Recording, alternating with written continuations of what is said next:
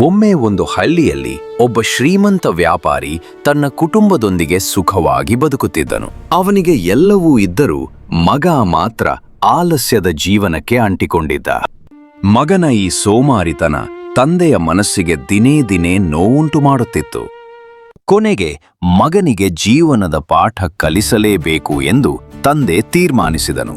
ಇಂದು ನೀನು ಹೊರಗೆ ಹೋಗಿ ಸ್ವಂತ ಶ್ರಮದಿಂದ ಹಣ ಸಂಪಾದಿಸಬೇಕು ಎಂದು ತಂದೆ ಹೇಳಿದರು. ಈ ಮಾತು ಕೇಳುತ್ತಿದ್ದಂತೆ ಸೋಮಾರಿ ಮಗನ ಮುಖದಲ್ಲಿ ಭಯ ಮೂಡಿತು. ಅವನು ಅಳುತ್ತಾ ತಾಯಿಯ ಬಳಿ ಓಡಿ ಹೋದ. ಮಗನ ಕಣ್ಣೀರು ತಾಯಿಯ ಹೃದಯವನ್ನು ಕರಗಿಸಿತು. ಅವಳು ಗುಪ್ತವಾಗಿ ಮಗನ ಕೈಗೆ ಒಂದು ಚಿನ್ನದ ನಾಣ್ಯ ಕೊಟ್ಟಳು. ಸಂಜೆಗೆ ಮಗ ಆ ನಾಣ್ಯವನ್ನು ತಂದೆಗೆ ತೋರಿಸಿದನು. ತಂದೆ ಶಾಂತವಾಗಿ ಅದನ್ನು ಬಾವಿಗೆ ಎಸೆದು ಬಿಡು ಎಂದನು. ಯಾವುದೇ ನೋವಿಲ್ಲದೆ ಮಗ ಚಿನ್ನದ ನಾಣ್ಯವನ್ನು ಬಾವಿಗೆ ಎಸೆದನು.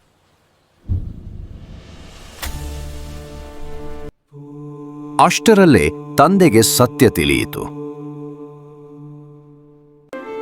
ಮರುದಿನ ತನ್ನ ಹೆಂಡತಿಯನ್ನು ತವರೂರಿಗೆ ಕಳುಹಿಸಿದನು.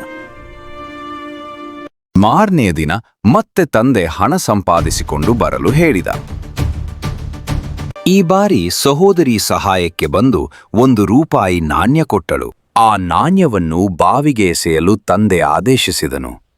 ಮಗ ಮತ್ತೆ ಸುಲಭವಾಗಿ ನಾಣ್ಯ ಎಸೆದನು. ಈ ಬಾರಿ ತಂದೆ ತನ್ನ ಮಗಳನ್ನು ತನ್ನ ತಂಗಿಯ ಮನೆಗೆ ಕಳುಹಿಸಿದ. ಇಂದು ನೀನು ದುಡಿಯದೆ ಬಂದರೆ ಊಟ ಇಲ್ಲ ಎಂದು ತಂದೆ ಕಟ್ಟುನಿಟ್ಟಾಗಿ ಹೇಳಿದರು. ಮೊದಲ ಬಾರಿಗೆ ಮಗ ಕೆಲಸ ಹುಡುಕಲು ಹೊರಟನು. ತರಕಾರಿ ಅಂಗಡಿಗಳಲ್ಲಿ ಕೆಲಸಕ್ಕಾಗಿ ಅಂಗಲಾಚಿದ.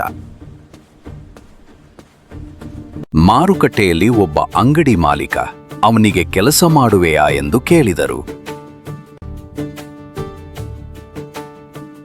ಕೆಲಸವೇನು ಖುಷಿಯಿಂದ ಒಪ್ಪಿಕೊಂಡ. ಆದರೆ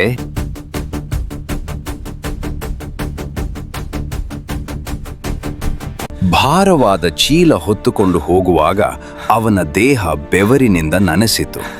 ಬೆನ್ನು ನೋವಿನಿಂದ ಕಂಗಾಲಾಗಿತ್ತು. ಕಾಲು ನಡುಗುತ್ತಿತ್ತು.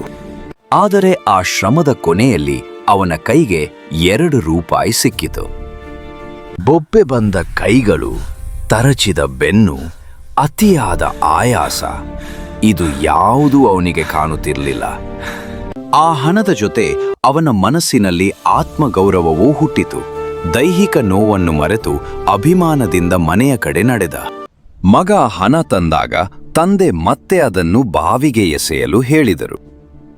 ಆದರೆ ಮಗ ಅದನ್ನು ನಿರಾಕರಿಸಿದ. ಹಾಗೆ ಕಣ್ಣೀರು ಇಟ್ಟ.